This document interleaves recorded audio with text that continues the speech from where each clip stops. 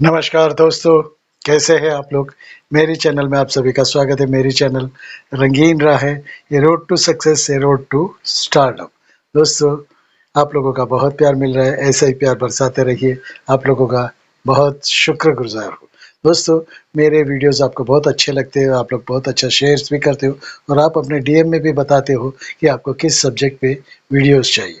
तो दोस्तों, ऐसा ही प्यार बनाए रखिए। आज भी कुछ ऐसा वीडियो लेके आया हूँ जो कि अपनी इंडस्ट्री के, बॉलीवुड इंडस्ट्रीज़ के बहुत ही मशहूर और बहुत ही खूबसूरत कलाकार के बारे में है। तो देखिए मेरे साथ बने रहिए। आपका दोस्त, आपका होस्ट विपिन कुमार। आइए शुरू करते हैं।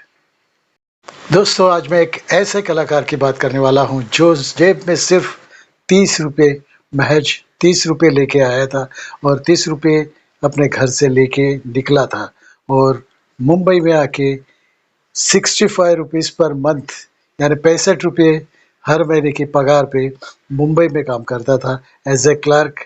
और वो किसे पता था कि वो एक दिन इस इंडस्ट्री का, बॉलीवुड इंडस्ट्री का शहंशाह बन जाएगा, बादशाह बन जाएगा, सबसे बड़ा खूबसूरत स्टार बन जाएगा और खूबसूरती का आइकॉन बन जाएगा, जिसे देख के सब लोग कहेंगे कि खूबसूरत हो तो इसके जैसे नाक नक्शे, जिसकी वजह से वो बॉलीवुड पे राज किया और 3 दशकों तक उसने बॉलीवुड में हीरो बन के राज किया।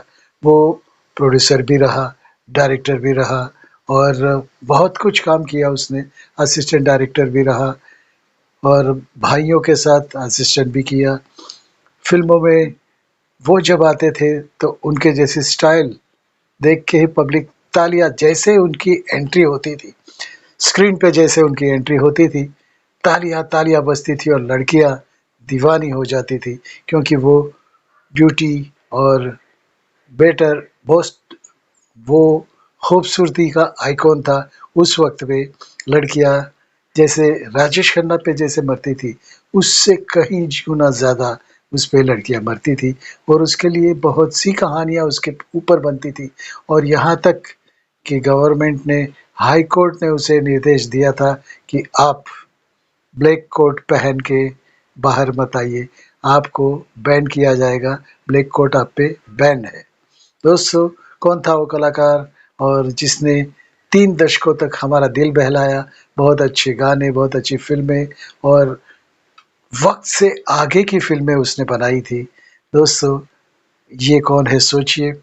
मिलता हूँ आपसे तुरंत ही। दोस्तों, ये उस कलाकार की बात है जिसके पिताजी ने चाहा कि वो एक अच्छी नौकरी करे, बैंक में बहुत अच्छी नौकरी करे, क्योंकि बैंक में अच्छी सैलरी भी मिलती थी। तो वो जॉब तो उसने शुरू की, लेकिन उसका दिल माना नहीं, उसका दिल लगा नहीं उस कामों में, क्योंकि दिल उसका तो उड़ता था, आसमान में उड़ता था, क्या-क्या बनने के सपने देखता था और वो इसलिए बैंक की जॉब भी छोड़ के बम्बई चला आया, जेब में सिर्फ 30 रुपये लेके। दोस्तों, हम उस कलाकार की बात कर रहे हैं जिसने यंग लोगों को, यंग जनरेशन को सिखाया कि कैसे केयर फ्री रहना चाहिए, ज़िंदगी कैसे बितानी चाहिए, कैसे सब गम को छोड़ के खुशियाँ मनानी चाहिए, सब गम को बाजू पे रख के अपना जो ध्येय है, अपना जो मकसद है वो पूरा करना चाहिए, क्योंकि वो खुद भी तो एक अपना मकसद लेके चला था और वो मकसद पूरा करने के लिए वो मुंबई आ गया। तो दोस्तों, उसने पूरे उस वक़्त के बॉलीवुड में जो भी यंग जनरेशन जो उसके दीवाने थे, सबको सिखाया कि टेंशन फ्री रहो, केयर फ्री रहो। उसके लिए वो गाना सही है। हर फ़िक्र को धुएँ में उड़ाता चला गया, मैं ज़िंदगी का साथ निभाता चला गया। दोस्तों, कौन थे? वो तो आप समझ ही गए होंगे। हमारे बहुत 3 दशकों तक राज करने वाले, हमारे सभी यंग बूढ़े और जो भी ये गए 10-20 सालों में जो भी कलाकार थे, जो जो भी कलाकार को जानने वाले थे, जो भी यंग जनरेशन था, वो सब जानता है उनको। वो थे देव साहब, देवानंद साहब, द केयर फ्री, जो केयर फ्री मैन, एकदम खुश मिजाज, करना अपने मन का करना। और वो ही हमारे बॉलीवुड के पहले ब्यूटी आइकॉन बने, ब्यूटीफुल आइकॉन यानी खूबसूरत अभिनेता, खूबसूरत एक्टिंग, खूबसूरत डायलॉग डिलीवरी। गैगरी पेक याद है ना? American artist, American hero. Gregory pack और उसको बाजू-बाजू में रखोगे तो आप पहचान नहीं पाओगे कि कौन किसकी कॉपी कर रहा है। हालाँकि गैगरी पेक से देव साहब बहुत ही ये हुए थे, बहुत प्रोत्साहित हुए थे, तो उन्होंने उनके जैसी स्टाइल अपना ली और उन्हें उनके जैसे ही डायलॉग बोलना शुरू कर दिया और वो हमारे यंग जनरेशन ने अपना लिया।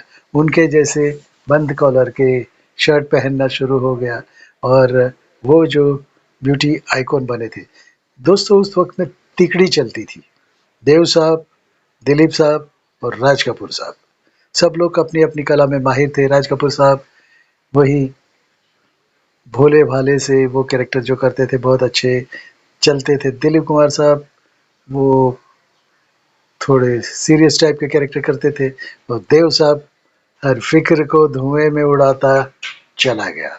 दोस्तों ऐसे ही कलाकार की बात आज हम करेंगे। तो दोस्तों साथ में रहिए। मेरी चैनल में अगर आप नए हो तो मेरे चैनल को सब्सक्राइब कीजिए और बाजू का लाल बटन दबा दीजिए। दोस्तों आपको मेरा वीडियो कैसे लगा वो भी आप दूसरों को बताइए, शेयर कीजिए। अच्छा लगे तो लिखिए, बुरा लगे तो भी लिखिए। दोस्तों उनके फ़ादर ने उनको एक बैंक में जॉब भी दिला दी थी, लेकिन उन्हें वो रास नहीं आई और वो बोलते थे कि मैं यहाँ काम नहीं कर सकता, मैं बंध के नहीं रह सकता, मुझे तो उड़ना है खुली हवा में, आसमान मेरा निशाना है, वहीं तक मुझे जाना है। मेरी इतनी बहुत इच्छाएँ हैं, इतनी इच्छाएँ हैं, वो मैं पूरी करूँगा, उसके लिए आसमान भी छो इसके लिए आसमान भी छोटा पड़ेगा। तो दोस्तों वो पिताजी की बात छोड़ के अपने मन की बात सुनने के लिए निकल पड़ा और पहली जॉब उसने शुरू की मुंबई में। तो आगे कोई पहचान नहीं, कुछ नहीं, ना इंडस्ट्री मुंबई में तो आ गए, न पहचान न कुछ, न इंडस्ट्री में भी कोई पहचान नहीं, तो कैसे काम मिलता? तो उन्होंने एक जॉब स्वीकार कर ली। वो जॉब में उनको 65 रुपीज़ पर मंथ मिलते थे, ₹65 और वो भी कहाँ पे? ये भी सुनिए। दोस्तों वो प्रोड्यूसर्स के ऑफिसों के धक्के खाने लगे। तो एक बार वो प्रभात थिएटर्स की वहाँ पे उन्हें मालूम पड़ा कि वहाँ पे नए लोगों को चांस मिलता है, तो रोल के लिए गए कि मुझे कुछ छोटा-सा भी रोल मिल जाएगा, तो कुछ आमदनी हो जाएगी। तो उन्होंने प्रभात थिएटर्स में गए, वहाँ पे बाबूराव पै जो वहाँ के वहाँ पे काम करते थे और बाबूराव पै प्रोड्यूसर भी थे प्रभात फ़िल्म्स के। तो वहाँ पे वो इंटरव्यू देने गए, तो देव साहब को उन्होंने देखा, उनकी आँखें उनको पसंद आ गई और उनके हँसने की स्टाइल, उनकी हँसी इतनी अच्छी लगी उनको और आँखों में जो निखालसता जो थी, खुली आँखें थी, बरोबर आपको भाँप लेती है जैसे ना दिल एकदम साफ़ हो तो आँखें भी आपकी साफ़ होती है।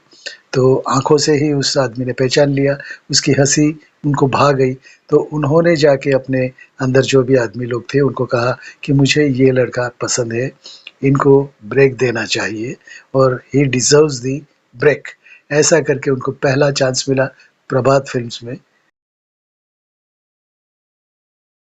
दोस्तों उस फ़िल्म का नाम था ज़िद्दी, जो 1948 में आई थी और वो फ़िल्म कमर्शियली हिट रही थी। उस फ़िल्म से 3 लोगों को, नए लोगों को चांस मिला था। पहले तो कामिनी कौशल जी, वो भी इस फ़िल्म में थी और हमारे प्राण साहब, मशहूर विलन, वो भी इसी फ़िल्म से आए थे। ज़िद्दी फ़िल्म देवानंद साहब, कामिनी कौशल और प्राण तीनों को ब्रेक मिला था और ये फ़िल्म बहुत अच्छी चली थी। अब आगे देखना था देवानंद साहब को कि मुझे आगे क्या करना है, क्योंकि मुझे सीढ़ी तो मिल गई है, पहली पायदान पे पाँव रखा है, मुझे ऊपर जाना है, एकदम ऊपर जाना है। ये मन में आश लेके जो देव साहब घर से निकले। दोस्तों उसके बाद तो उन्होंने बहुत फ़िल्म की 1952 में जाल फ़िल्म की थी और उसके बाद टैक्सी ड्राइवर 1954 में आई थी और इंसानियत 1955 में। हर फ़िल्म के साथ उनका रूप निखरते जा रहा था और उनकी एक्टिंग ज़्यादा रंग ला रही थी। दोस्तों इंसानियत के बाद मुनीम जी भी बहुत 1955 में आई थी, बहुत हिट रही थी और उसके बाद उनको रोमांटिक फ़िल्में मिलने लगी। पेइंग गेस्ट फ़िल्म आई थी 1957 में, काला पानी फ़िल्म भी आई थी। तो बहुत सी फ़िल्में आई, काला बाज़ार आई, मंज़िल, जब प्यार किसी से होता है। वो फ़िल्म बहुत ही अच्छी चली थी, गाने भी हिट हो गए थे और देव साहब देव साहब, राज कपूर और दिलीप कुमार साहब की लाइन में आ गए थे, क्योंकि रोमांटिक हीरो की बहुत ज़रूरत थी हमारी इंडस्ट्रीज़ को और ये पहले रोमांटिक हीरो और खूबसूरत हीरो आइकॉन बन गए थे हमारे यंग जवानों के, यंग जनरेशन के। तो दोस्तों उसके बाद तो उनने बहुत सी फ़िल्में आई, हम दोनों, असली नकली, तेरे घर के सामने और बहुत सी फ़िल्में की थी।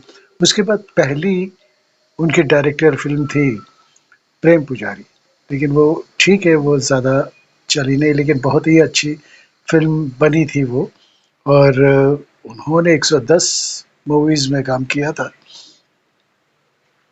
2002 में उनको दादा साहेब फाल्के अवार्ड मिला था और हमारे प्यारे देवानंद साहब ऐसे ही थे और देवानंद साहब अचानक बीमार हो गए और दिसंबर 3, 2011 में इस दुनिया से छोड़ के चले गए। बहुत खुश मिजाज रहने वाले आदमी। उन्होंने यंग जनरेशन को यही बताया कि आप केयर फ्री रहिए, माइंड को ब्लॉक कीजिए, क्योंकि वो उनका एक इंटरव्यू मैंने सुना था, उनमें उन्होंने कहा था कि जो फ़िल्म मैंने कर ली उसको मैं भूल जाता हूँ, फिर नए सिरे से नई फ़िल्म शुरू करता हूँ। यानी हर फ़िल्म के साथ मुझे नई ताकत मिलती है और बहुत काम करने का मन होता है। तो दोस्तों ऐसे ही थे यंग हमारे देवानंद साहब। तो देवानंद साहब यंग यानी एनर्जेटिक थे, बड़े-बड़े नौजवानों को भी शर्माते थे, इतनी फ़ास्ट, इतना अच्छा काम करते थे और हमेशा ताकत से भरपूर। तो उनका दिया हुआ एक ही नियम था कि हमेशा करते रहो, आगे बढ़ते रहो, पुरानी बातें भूल जाओ और हमेशा नया दिन वैसा सोच के चलिए। दोस्तों यही कुछ था आज के लिए, मिलते हैं नए वीडियो में। दोस्तों अगर आप नए हो तो मेरे चैनल को सब्सक्राइब कीजिए और आपको हर इंटीमेशन मिलती रहेगी। दोस्तों नमस्कार, भारत माता की जय, Vande Mataram, I love you friends.